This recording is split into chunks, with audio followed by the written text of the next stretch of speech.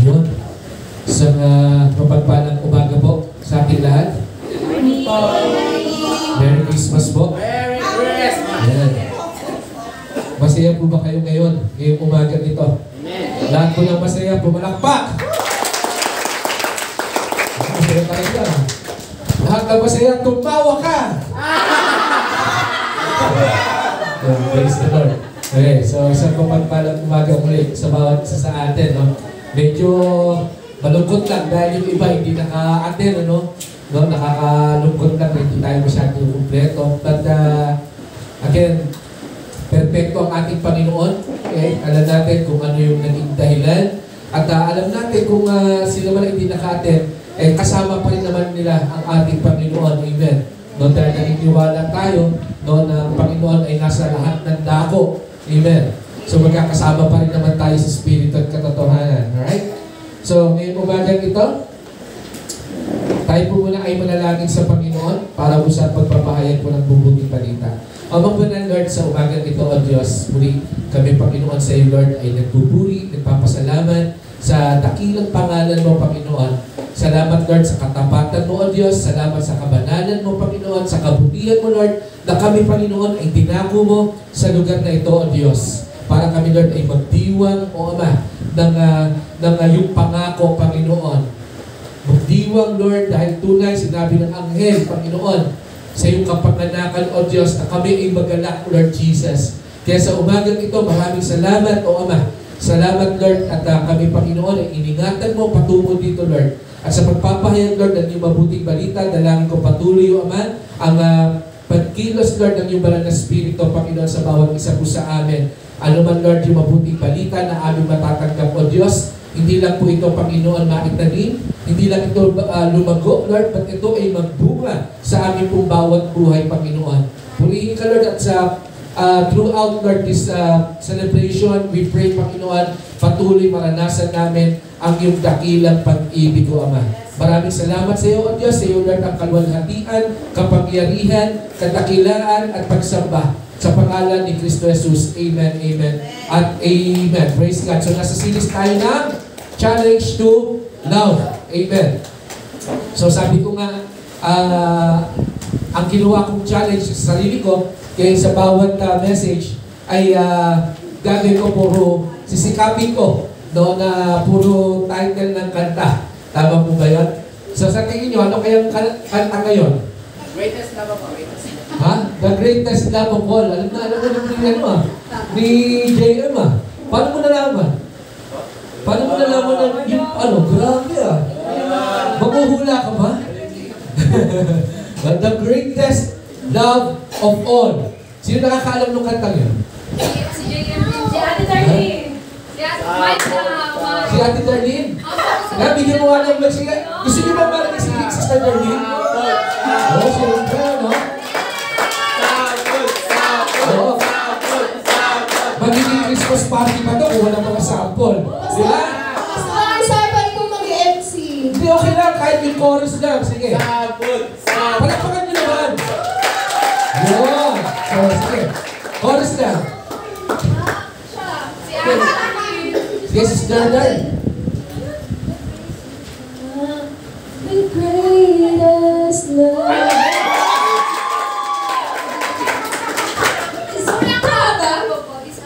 Is happening to me. Learning to love yourself is the greatest love of all.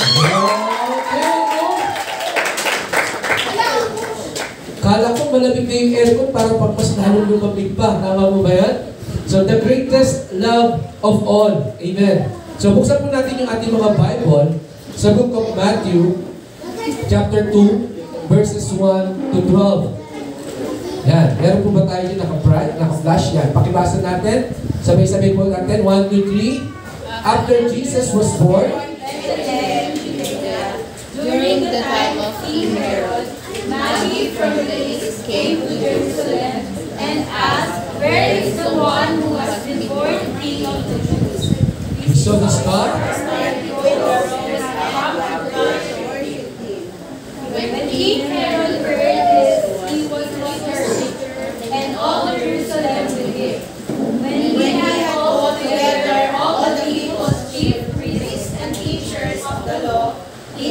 them where the Messiah was to be born. In Bethlehem, Judea, they replied, for this is what the prophet was written. But you, Bethlehem, in the land of Judah, are by no means least among the rulers of Judah. For out of you will come a ruler who will shepherd my people Israel. And Herod called the Magi secretly and found out what from them the exact time the star had appeared. Verse 8. He sent them to Bethlehem and said, Go and search carefully for the child. As soon as you find him, report to me, so that I too may go and worship him. After they had heard the king, they went on their way, and the star they had seen when it rose went ahead of them until they stopped over the place where the child was. When they saw the stars, they were overjoyed. On coming of the house, they saw the child with his mother Mary, and they bowed down to worship him. Then they opened their treasures and presented him with gifts of gold, frankincense, and myrrh. And having been warned in a dream not to go back to Europe, they returned to their country by another route. No, purihin po ang salita ng Panginoon. Okay? Kapag may nagbibigay po sa inyong mga anak ng regalo, ano yung madalas na sinasabi niyo sa inyong anak? Ha? Bawa, binigyan yung anak niyo ng regalo. Sasabihin niyo sa anak niyo, o ano sasabihin niyo sa kanila? Ha? Ano yan? Thank you. Di ba mas madalas sinasabi natin sa kanila, what will you say? Di ba? Ano sasabihin mo? Tama po ba yan? Di ba? Tinatanong natin yung mga anak natin kung anong sasabihin nila kapag may nagbibigay sa kanila. Amen po ba doon? Pero makikita natin dito sa ating passage ngayong umagang ito, no, yung tatlong wise men. Okay? Makita natin sa tatlong wise men, sila na yung nagbigay ng regalo. Ano po ginawa nila? Sila pa yung lumuhod at sumamba sa Panginoong Jesucristo. Bakit kaya? Bakit kaya niya ginawa yun? Kasi as wise men, okay, alam nila na yung regalong dala nila ay hindi maiko-compare sa regalo ng Diyos sa pamamagitan ng Panginoong Jesucristo. Amen. Diba? Alam nila na higit pa doon. Makikita natin niya sa verse 2 to verse 6 na sila ay lumuhod. For they know. Diba? Nagpunta sila doon, sabi nila, saan po dito matatagpuan yung ipinanganak na tagapagligtas o yung hari, yung susunod na hari na maghahari sa ng habang buhay, ng habang panahon. Amen. Diba? Kaya gano'n na lamang sila nagsumamba sa Panginoon dahil alam nila na yung regalong dala nila, okay, hindi ito may compare sa regalo ng Diyos na ibinigay nila o natanggap nila at matatanggap ng buong mundo. Amen. No, sabi ko dito, makikita natin sa verse 11, okay, na sila ay pumasok, nakita nila ang sanggol o ang ating Panginoong Jesucristo sa piling ng kanyang inang si Maria. Okay? So, napipicture out niyo po ba yun? No? Nung pumasok sila doon sa sabsaban, okay, nakita nila si Jesus Christ, si Mary, at si Joseph din, nandun. Okay? Yung scenario na yun, sabi ko rito, nung makikita natin na one of the greatest love of all ay hindi nakikita sa internet. One of the greatest love of all ay hindi mabibili sa tindahan. Hindi makikita sa mall, hindi makikita sa BGC, sa mga sikat na puntahan. Okay? But sabi ko rito, makikita natin the greatest love of all, or one of the greatest love of all, can only be found in our connection with our family. Amen. Diba? Nung nakita niya yung senaryo na yon, na si Jesus kasama si Mary, si Joseph, diba? Namangha sila. Sinamba nila ang Panginoong Jesucristo. Amen. na tunay, makikita natin, isa sa pinakamagandang regalo ng Panginoon, ng Diyos sa buhay natin, ay walang iba kundi ang family. Amen. Sabi ko dito, at higit sa lahat, makikita natin that the greatest love of all can only be found in our relationship with Jesus Christ. Amen. Without our relationship with Jesus, wala po. Nothing. Okay? Lahat na meron tayo, nothing. Okay? Sabi ko dito, spending time with our family and friends is a big part of this Christmas celebration. Okay? Napakalaking ano po ito. No? Masasabi ko, essential. Kaya sabihin mo sa katabi mo, okay? Essential ka. Di ba? Parang oil. Di ba? Essential ka. Parang tubig. Amen. Di ba? Kasi walang tao na namumuhay mag-isa. Okay? Diba ito makita natin dito sa celebration na to? As a family of God, okay, ang bawat isa sa atin essential eh. Amen? Diba? Sabi ko ito, nawa sa celebration na ito, as one family of God, mapuno po tayo ng kagalakan, having or building a strong and deep connection sa isa't isa. Yes, makikita ninyo, magkakaiba kayo ng table, bawat tribe, okay? Mamaya maglalaro tayo, pero tandaan natin, tayo po ay napunta rito, hindi para makipag-compete sa isa't isa, pero para magsaya. Amen. Diba? Tama po ba yun? Okay? So sabi ko rito, spending time with love and enjoying time together as family of God is very essential, mga kapatid. Napakaganda po, sabi ko rito, no, na makita natin together as family of God, sama-sama natin ituon ang ating puso, ituon po natin ang ating isipan. Hindi sa presentation, hindi sa gift bringer, hindi sa raffle. Sino kayo mananalo ng 25 kilos na raffle? Diba? At 25 kilos na bigas na raffle. Grabe, handa na ba kayo magbuhat ng 25 kilos? No? Patungo sa inyong bahay, no? Meron, may, ha? Yung pangalan nyo lang, grabe mga organizer na pala natutulog sa 25 kilos. Eh, hindi po yan. Hindi po tayo dapat ituon yung mga isipan ng puso natin dito.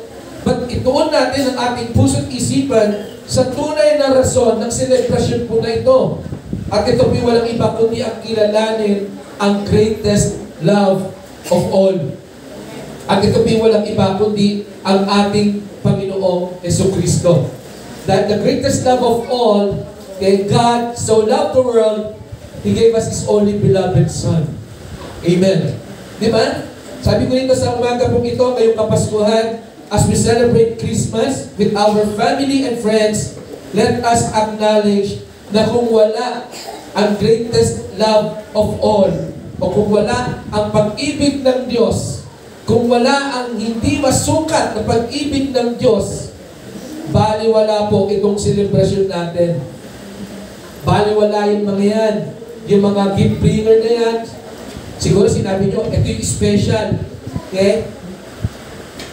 Pero mawawala yung pagka-special niyan kung wala po ang takilang pag-ibig ng Diyos. Amen. Sabi ko dito, paano nga ba naging greatest love of all ang pag-ibig ng Diyos? Paano nga ba? Kasi number one, sabi ko dito, yan, naging greatest love of all ang pag-ibig ng Panginoon dahil binahal niya tayo kahit hindi natin kayang magmahal. Amen. Tama po ba? Minahal tayo ng Diyos kahit hindi naman tayo marunong magmahal. Amen. Sabi ko dito sa ating mga tao, napakahirap po nito yung salitang magmahal. Lalo na sa mga kaaway natin, sa mga taong kinaiinisan natin. Tama po ba? Sabi ko dito, ang magmahal sa mga taong hindi marunong magmalasakit at magmahal ay napakahirap po talaga. Amen po ba doon? Di po ba? Sabi ko dito, ba't ginawa ito ng Panginoon? Showing that His love is the greatest love of all. Pangalawa, na masasabi natin, naging greatest love of all ang pag-ibig ng Diyos kasi minahal niya tayo kahit hindi tayo kaibig-ibig. Amen. No? Tignan mo yung katabi mo, wapang kaibig-ibig yan. Yes, amen. Amen. Diba? Tignan mo baka may magagas pa ang buwa rito. Amen. Diba? Pakikita natin, minahal tayo ng Diyos, even tayo hindi kaibig-ibig. Bakit tayo hindi naging kaibig-ibig? Dahil tayo ay naging maruming basahan sa harapan ng Diyos dahil sa ating mga kasalanan. Lahat po tayo ay nagkasala. So, ibig sabihin, mukha tayong basahan lahat. But still, dahil sa dakilang pag-ibig ng Diyos, minahal niya tayo kahit hindi tayo kaibig-ibig. Sabi ko rito, hindi tinignan ng Diyos ang ating mga karumihan, ang ating kahinaan, at ang mga pagkakamali natin. Bagkus, inibig niya tayo, tinanggap niya tayo, at ibinigay niya ang kanyang anak. Ang kanyang kaisa-isang anak. Okay? Ibinigay naman din ng ating Panginoong Jesucristo ang kanyang buhay para sa atin. Kaya tunay masasabi natin, the greatest love of all is the love of God. Amen. Wala nang iba. Tama po ba ron? Sabi ng Panginoon, naparito ako para sa mga may sakit. Naparito ako para sa mga magnanakaw, sa mga makasalanan. Tama po ba? Ganito niya tayo inibig. Minahal niya tayo kahit hindi po tayo kaibig-ibig. Napakadakila ng pag-ibig ng Diyos. Number 3, sabi ko rito, ano yan? The greatest love of all, minahal niya tayo nang walang inaasahang kapalit. Amen. Diba? Nung tayo po ba ay nabili ng ating gift bringer, o kung tayo ba ay naging gift bringer, naisip ba natin na magdadala ko ng regalo ngayon kahit wala akong makatanggap mamaya? Amen? Diba? Tama po ba yan? Diba? Madalas, ang tao, tayo, okay? Laging may kapalit. Lagi tayo naghahanap ng kapalit. Tama po ba? But the greatest love of all ng ating Panginoon, makikita natin, wala siyang inaasahang kapalit. Siya ay nagbigay. Kahit alam niya na hindi natin kayang palitan, suklian, yung pag-ibig na meron siya. Amen. Sabi ko rito, madalas, bago tayo magmahal, di ba, iniisip natin, mahal din niya kaya ako? Di ba, hindi mga nandigaw. Gusto ko siya ligaw, kaso, type din kaya niya ako, baka hindi naman niya ako type. Tama ba? Di ba? Masasayang lang yung effort ko, baka hindi naman ako type. Masasayang lang yung chocolate. Di ba? Masasayang lang yung anong tawag doon? Yung matamis na nasa kawain, yung sundot ko langon. Tama mo ba? Baka hindi naman ako type. Amen. Diba, ganyan tayong mga tao. Mas gusto natin yung sure win. Diba? Alam niyo, nung araw, ganun ako eh. Yung classmate ko, nagpasagot sa akin ng slam note. Aksidente, nahulog ko yung slam note. Yung pangalan pala niya nandun sa likuran. Grabe. Yung kanyang crush daw, si Emmanuel Pontanos. Yung kanyang first love daw, si Emmanuel Pontanos pa rin. Kaya ginawa ko, nung sinagutan ko, siya na nilagay ko. Kasi siya may-ari ng slam note eh. Tama mo ba yan? Di ba, minsan may mga ganun tayo eh. Tama mo ba?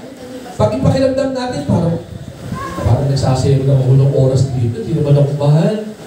Diba, iniiwanan na natin, iniiba natin yung focus natin. Pero ang Panginoon, makikita natin, wala siyang inaasahang kapalit. Tama po ba yan? Sabi ko rito, bago tayo magpahiram, yan, si dito madalas nagpapautang. Ganda papi. Ayaw ang inuutahan. Di ba? Ay, taray. Bago tayo magpautang, minsan iniisip natin, marunong ba magbayad ito? Si Mama. Di ba? Naungutang sa akin ng 2,000, parang hindi na pa marunong magbayad ito. Di ba? Madalas iniisip natin yun eh. Tama mali? Di ba? Tama po ba? Hindi natin magawa magpahiram na hindi natin iniisip kung may babalik sa atin. Sabi ko dito, yan. Minsan, hindi tayo marunong magbigay. Kasi iniisip natin, hindi naman niya tayo kayang bigyan din. Sino din madalas, yung kapitbahay mo pag may okasyon nagbibigay? Meron ba? Dati uso yun eh. Di ba? Uy, birthday nung anak ko, kumare. Oh, di ba? Kaya kung ngayon nahihiya ka pag birthday nung anak mo, binibigyan mo din. Pero yung kapitbahay mo na nag-birthday, hindi ka binigyan, hindi mo rin siya binigyan. Tama mo ba yan? Amen. Ganyan po ang pag-ibig ng tao. Pero ang pag-ibig ng Diyos napakadakila, wala siyang inahangad na kapalit. Wala siyang inaasahang kapalit. Sabi ko ito, His greatest love shows that we should also love without expecting in return. Bakit? Sabi ko ito kasi nga, ganito niya tayo iniibig. Itong pag-ibig na ito ang itinuturo niya sa atin. Itong pag-ibig na ito ang ipinaparanas niya sa atin araw-araw. Pang-apat, ano yung pang-apat? Minahal niya tayo ng walang katumbas na halaga. Praise God! Yung pag-ibig ng Diyos sa'yo, walang katumbas na halaga. Sabi ko dito, naniniwala po ba tayo na ang pag-ibig ng Diyos ay naging dakila sa lahat dahil wala itong katumbas na halaga? Amen. Okay, naniniwala ka ba na pag-ibig ng Diyos sa'yo ay walang katumbas na halaga? Naniniwala ka ba na ang Diyos, ang pag-ibig ng Diyos sa'yo will nothing, ano tawag doon? Nothing will compare? Amen. Amen? Madalas, ang sarap isipin na ang pag-ibig ng Diyos sa akin, napakalaki. Ang pag-ibig ng Diyos sa akin ay walang katumbas. Hindi ko siya may compare sa kahit anong bagay. Walang halaga, walang katumbas na halaga. Ang sarap isipin. Kaya lang, sabi ko rito, nakakalungkot, kahit alam natin, kahit hayag sa atin na ang pag-ibig ng Diyos ay walang katumbas na halaga, nakakalungkot, pinagpapalit natin siya. Tama po ba? Sinasabi natin walang katumbas na halaga ang pag-ibig ng Diyos, pero pinagpapalit natin siya sa ibang mga bagay. Tama po ba yan? Paano nga natin masasabi na ang pag-ibig ng Diyos na nararanasan natin ay walang katumbas na halaga kung nagagawa natin na ipagpalit siya sa simpleng bagay? The moment, mga kapatid, na pinagpalit natin ng Panginoon sa ating oras, it shows na ang pag-ibig ng Diyos na nararanasan ng bawat isa sa atin ay merong katumbas na halaga. Tama po ba? Amen? Parang sinasabi natin na mag-e-extra muna ako dito, kailangan ko ng pambigas. Parang sinasabi natin ang pag-ibig ng Diyos, katumbas lang ng bigas. Amen? Di ba sabi ko rito, madalas nakakalungkot, pinagpapalit natin siya sa iba't ibang kaabalahan. Pinagpapalit natin siya sa ating mga pangarap. Pinagpapalit natin siya sa ating mga hanap buhay. Pinagpapalit natin siya sa kakaunting kikitain. But again, tanungin natin yung ating sarili, tunay nga ba na ang pag-ibig ng Diyos ay walang katumbas na halaga? Sa akin po pagtatapos, mga kapatid, sabi ko dito, nawa po, makita natin na ibinigay ng Diyos ang greatest love of all for us to know how to love Him. Ibinigay niya ang greatest love of all for us to know how to love ourselves. Di ba sabi nung kanta ni Sister Darlene kanina? Teaching to love yourself is the greatest. Diba? Pinaranas ng Panginoon ang dakilang pag-ibig ng pag-ibig niya sa atin for us to know how to love others.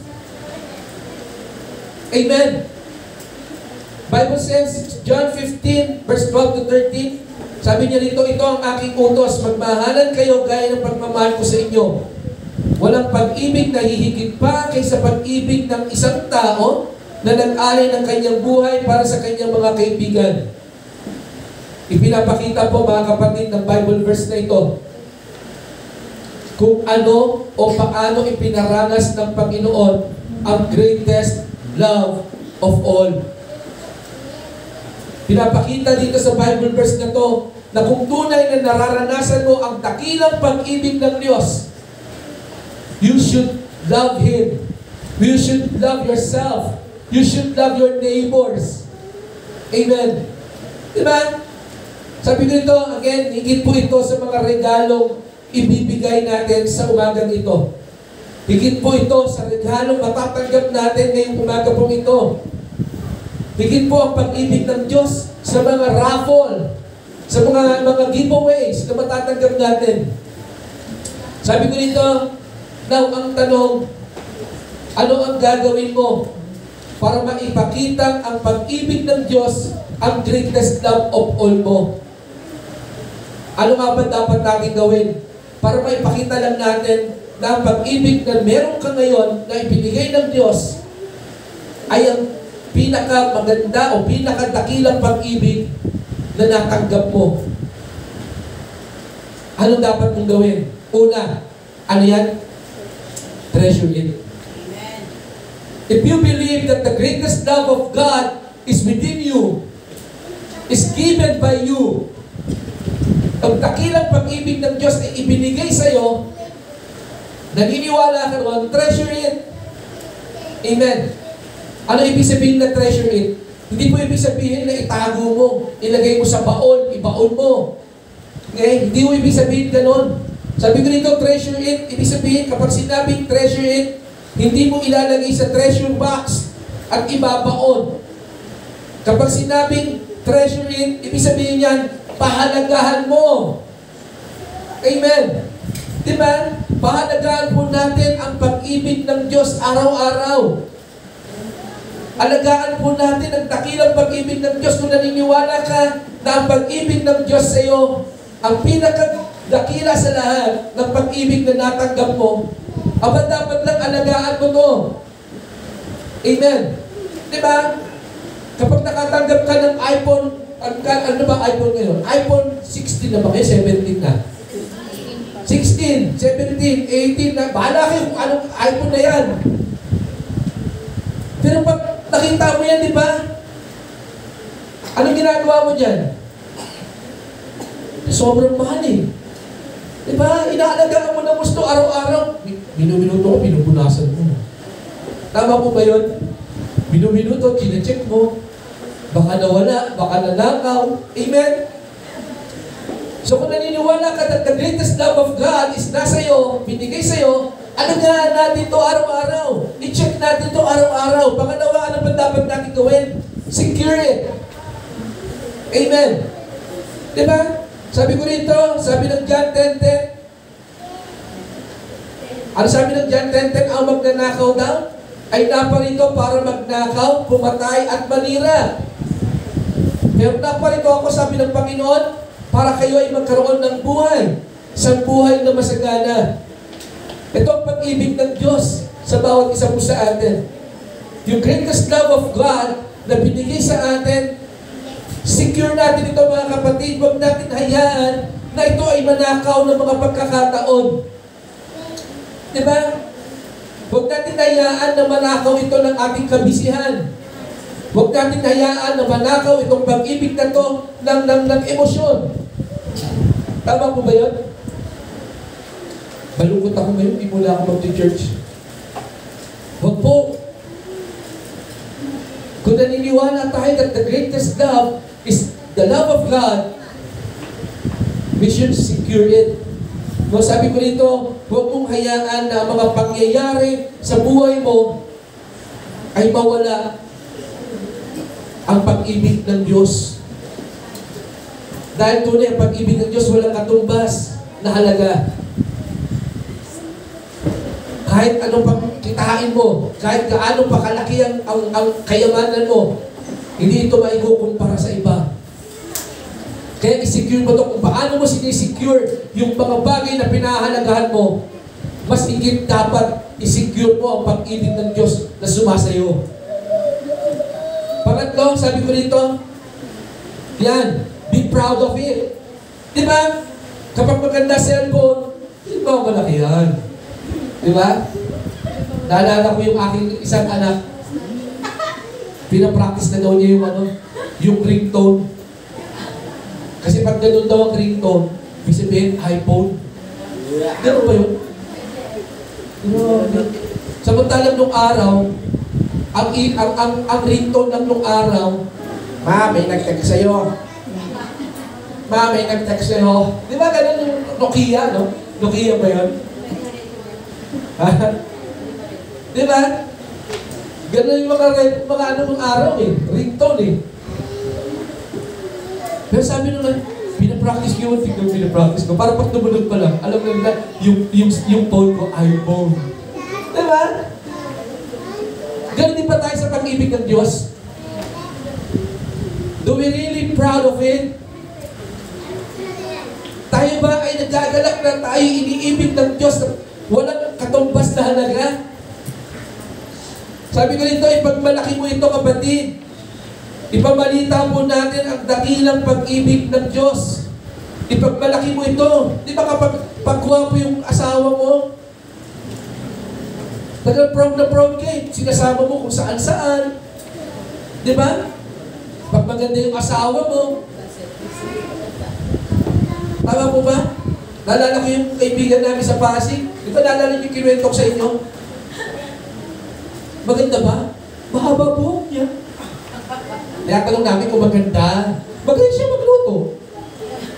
Tama mo ba? Tinanong namin, sabi ko, bakit hindi namin namimit yung asawa mo? Ba't hindi mo dinadala tuwing Christmas party? Hindi kasi pambahay lang siya eh. Ayoko nang may makashare sa kanya. No? Grabe, no? Pero pag tinanong mo, maganda ba yung asawa mo? Sabi niya, magaling magluto. Mabait naman. Mahaba ang buhok. Hindi niya madirekta sabihin maganda eh. Tama mo ba? Tayo po kaya. Mahal ka ba ng Diyos? Kung naniniwala ka na mahal ka ng Diyos, kung naniniwala ka kung gaano kalaki ang pag-ibig ng Diyos sa iyo, ipagmalaki mo to. I-display mo to, kapatid. Amen. Diba? Sabi ko ito, ipagmalaki mo, hindi kung paano mo natanggap ang pag-ibig ng Diyos. Ba't ipagmalaki mo kung paano ka kinahawagan ng Diyos? Ipagmalaki mo kung paano ka tinanggap ng Diyos. Ipagmalaki mo kung paano mo natanggap yung kaloob o yung libreng kaloob dahil sa pag-ibig ng Diyos. Huwag mo ipagmalaki, alam mo, mabait kasi ko eh. Kaya inibigan ko ng Diyos. Diba? Alam mo, nagpabotox kasi ko eh. Kaya iniibigan ko ng Diyos. Alam mo, talented ako kaya iniibigan ko ng Diyos. Hindi oh. Pag ipagmalaki natin yung dakilang pag-ibig ng Diyos na mula dahil sa ating mga kahinaan, inibig tayo ng walang katumbas na halaga. This is the greatest love of all. Sabi ko dito, as we celebrate this Christmas celebration, mga kapatid, let us share the greatest love of all, not just by word, but by action. Amen. Sa ating mga pamilya, sa ating mga kaibigan, hindi lamang po dito sa loob na to, pati sa lahat ng tao. Ipakita natin na tunay ang pag-ibig ng Diyos ay walang halaga, ay walang katumbas na halaga. Kaya iibigin din kita ng walang katumbas na halaga. Ang pag-ibig ng Diyos sa akin ay walang hinahana o inaasahan na palit. Kaya iibigin din kita kahit hindi mo ako ibigin. Inibig ako ng Diyos kahit hindi ako kaibig-ibig. Kaya iibigin din kita kahit magaspang ang mukha mo. Amen mo ba doon? Diba? Sabi ko dito, the world needs to know this greatest love of God. Ang dapat alam o dapat maipahayag, dapat marinig ng buong sanlibutan, mga kapatid, ang ibinigay sa atin ng Diyos na matatagpuan lamang doon sa sabsaban. Ano yung pag-ibig ng Diyos na matatagpuan sa sabsaban? Ito'y walang iba kundi ang ating Panginoong Jesucristo.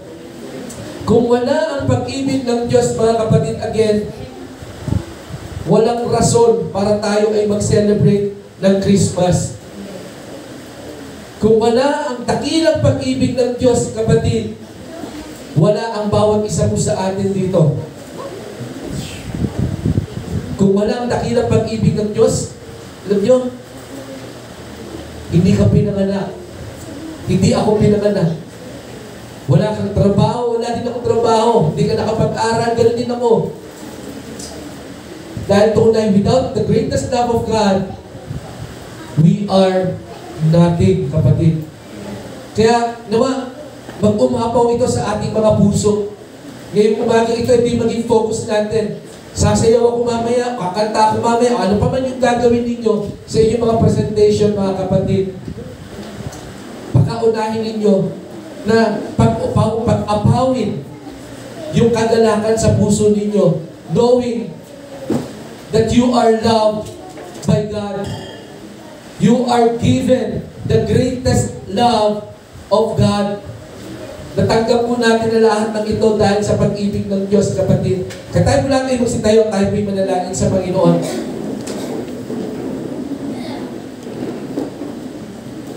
Let's pray. Amang banal, Lord, sa umagang ito, O Diyos, muli, sa iyong biyaya, Panginoon, sa iyong dakilang pag-ibig, O Ama, kami, O Diyos, ay nagpupuri. Kami, O Diyos, ay nagpapasalamat, Lord God. Salamat, Panginoon, dahil kami nga, O Diyos, ay inibig mo, Panginoon, kahit di kami kaibig-ibig, O Ama. Maraming salamat, Lord, kahit kami, Panginoon, ay marumi. Tinanggap mo kami, Panginoon. Salamat, O Diyos, kahit kami, Lord, ay makasalanan, niyakap po kami, Panginoon, na may pagmamahal.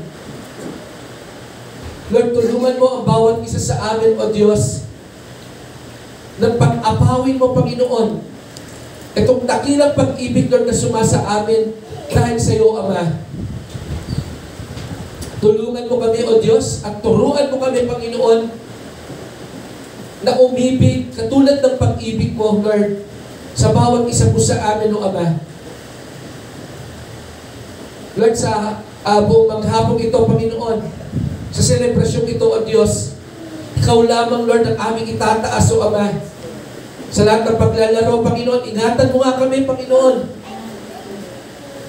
Lord, ang katagumpayan, O Diyos, ng Christmas party na to, Panginoon, masasabi namin, Lord, hindi ito matagumpay kung walang pag-ibig na meron ka, O Diyos. Kung walang pag-ibig na ibubuhos mo, Panginoon, sa place na to, Lord Jesus.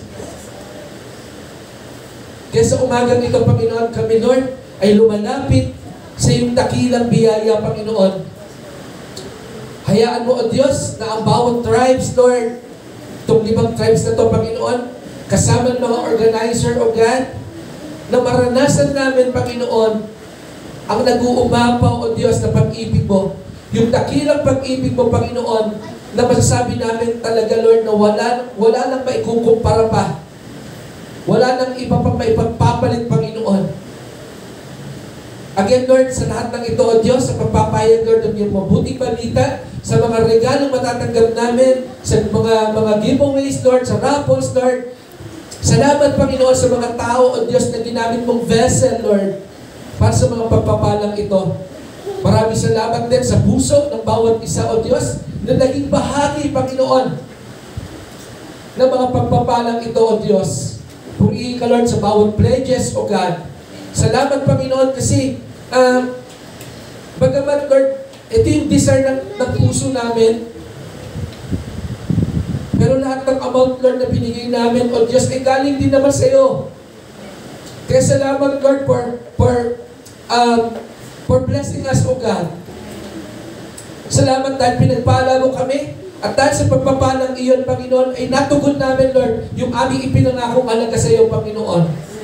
Tunay, O Diyos, without you, we are nothing, O God.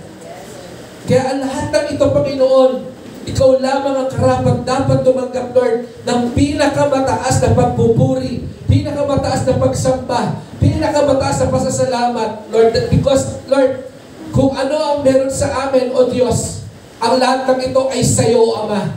Ikaw lamang, O Ama. Sa iyo lang ito nanggaling, O Diyos.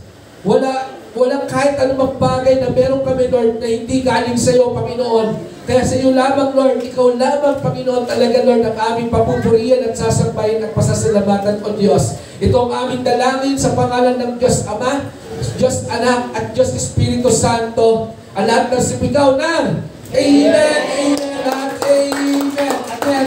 Merry Christmas po sa bawat isa po sa atin. Tayo po natin magkaroon sa Panginoon.